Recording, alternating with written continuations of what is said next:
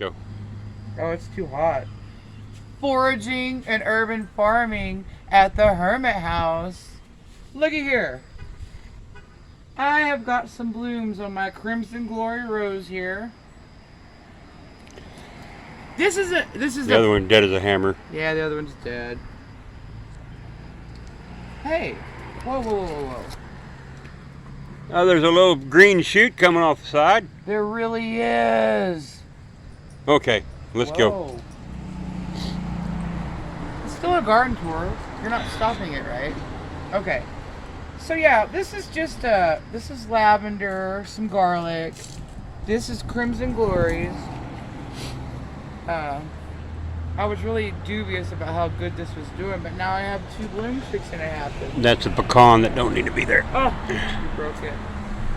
So this is supposed to be carrots. There's truth in advertising here. When you go out to your landlord's land and harvest manure, you get a lot of weeds, you know. What are these? Does anybody know? Maybe somebody who watches and subscribes can tell me. They are really pretty, but it's definitely not a carrot. But why does it look so much like a carrot? That's maddening.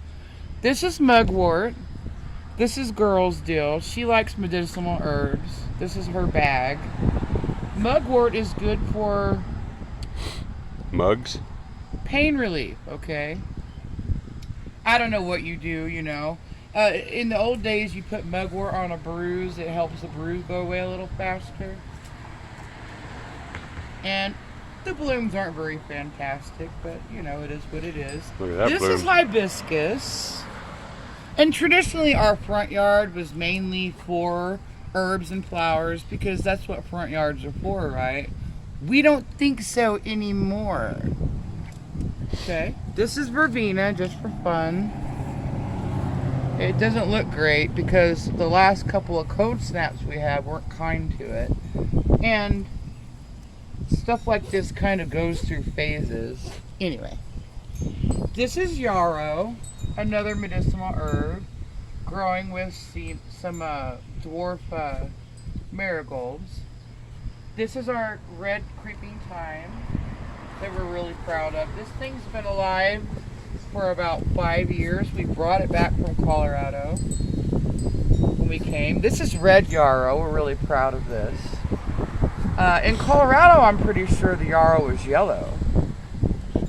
Anyway. What's that? Just getting way too much water. What? Oh, that's a lily. It's just not in the right kind of place. We're going to have to get it out. Everything's got too much water lately. Yeah, way too much water here. Oh. And of course we put mint in our herb bed because we feel as long as you are willing to come in and pull it up every year. And I want to point out mint, though it is invasive, it is lovely for your compost bin. Okay? One thing, real quick. Little gnome boy. Fell down. There we go. Let's see. The only herb proper. What's that? This is feverfew. This, by the name, if you make a tea out of it, it can reduce fever. It can also work as like an aspirin Tylenol kind of situation. I advocate medicinal herbs, but I don't know what to do with them. She does. And all you got to do is Google it, guys. Okay? It's not a mystery. Okay, I'm not going to get in my garden. It's too wet. That is butterfly bush.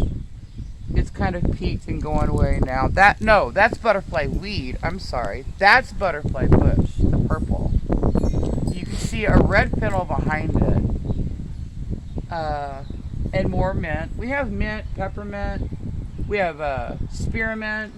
We have a chocolate mint that's over there. You can see a couple of sunflowers and stuff. See my daisies back there. Like I said, this has been an herb bed proper. The herbs that we planted this year failed for the most part. The ones that did make it, we put in the backyard this year. Because I'm going more for a potagerie kind of garden where you grow your onions and your flowers and your vegetables and your herbs together, and they work together in such a way that it really helps the bugs and stuff. You know, it keeps them at bay. And it's a French thing. Over here. Oh wait, this right here. This is Immortality Herb. We almost lost it over the winter, but it's come back. We put a little oregano in here with it, and this is a miracle. This is weeds. This is our winter squash. Oh, I slipped in the mud. We're gonna have to take out the extras that got sprouted there, and well, we still. It's always good to plant extras in each hill. That way you is. can take them out, and you will have something at each hill. Yeah. And we do need to build this area up more. We've been waiting for the damn rain to stop. We have soil, we have manure, we're waiting for it. This is the last of our cabbage row. Okay. I'm not sure what this kind of cabbage is. It's a Chinese cabbage. What we grew here was a Miko. I didn't feel very confident about my ability to grow a head cabbage. And I have never grown like iceberg lettuce, so I don't know how to do that.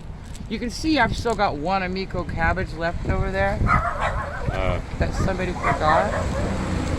I don't know who that is. Don't either. And then Over here we have some green beans. I guess we need to quit filming for now. Peace.